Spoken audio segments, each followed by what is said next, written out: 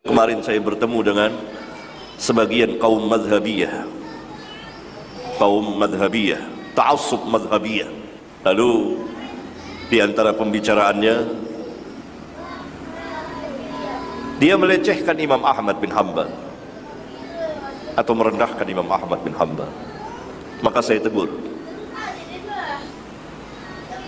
tidak boleh merendahkan seperti itu. Tahukah antum siapa Imam Ahmad itu? Imam Ahlus Sunnah dan seterusnya. Dia katakan, iya, masyarakat kita di Indonesia ini kan hanya kenal Syafi'i.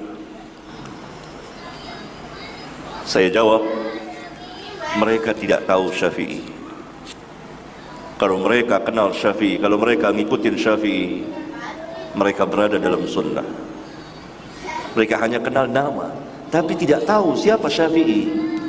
Apa akidahnya Syafi'i? Apa amalnya Syafi'i? Itu. Lalu saya tanya, antum sudah baca kitab Imam Syafi'i? Belum baca. Lalu antum baca kitab apa? Kitab murid-muridnya. Siapa murid-muridnya?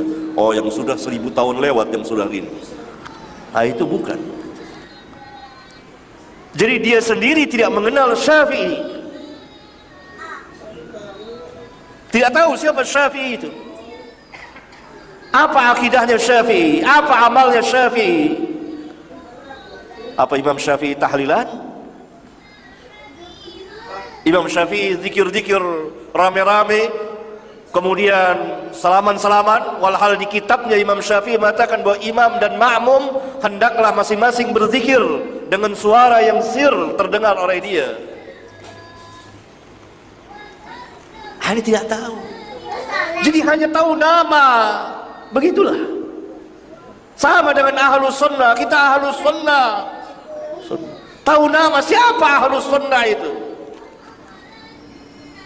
Lalu yang mengatakan kami akidahnya akidah Imam Abul Hasan Al-Asy'ari. Tahu tidak Imam Abul Hasan Al-Asy'ari? Apa akidahnya? Pernah baca atau tidak? Demikian juga orang tidak tahu.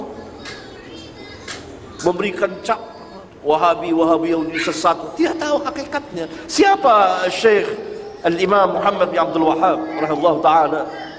Apa dakwahnya? Tidak baca, tidak tahu. Sama dengan orang yang ta'assub madhabiyah ini. Dia tidak tahu. Dia memang orang Indonesia Syafi'i, tapi tidak tahu siapa Syafi'i itu.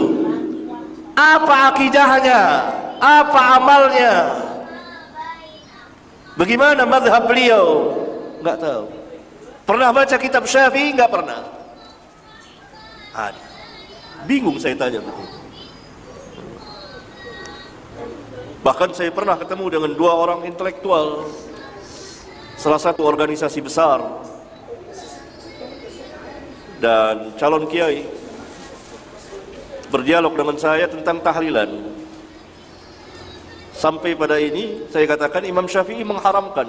Dia terkejut. Apa benar Imam Syafi'i mengharamkan? Karena selama ini dia tahu bahwa mazhab Syafi'i membolehkan tahlilan. Ini tidak mungkin tidak baca kitab. Antum tidak baca kitab Al-Um? Kata guru saya, belum cukup umur untuk baca kitab itu. Ini benar terjadi. Lalu karena itu di maktabah maka saya minta ambil kitab Al-Um, buka baca. Baru dia tahu. Oh, kalau gitu Syafi'i mengharamkan. Tapi karena ini anak muda itu lebih cepat menerima kebenaran dari syuyukh, orang-orang tua yang sudah berkarat bid'ahnya, sudah terbenam dengan agama bapak-bapak mereka. Sulit. Anak muda itu salah satu keistimewaan anak muda, sebagaimana dikatakan oleh Al-Hafidz Ibnu Katsir dalam menafsirkan kisah Al-Kahfi, pemuda-pemuda itu. Karena pemuda salah satu sifatnya lebih cepat menerima kebenaran dari syuyukh, orang-orang tua.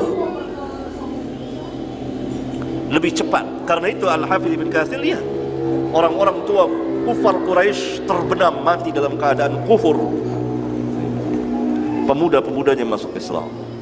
Nah, pemuda ini cepat, dia terkejut dan mau menerima. Falillahil hamd. Beda dengan orang yang saya temui semalam, syekh tua, susah berkarat dengan bid'ah. Jangan kecil hati orang-orang tua. Gitu. Jadi orang banyak mengenal nama tapi tidak hakikinya, tidak tahu. Karena itu belajar.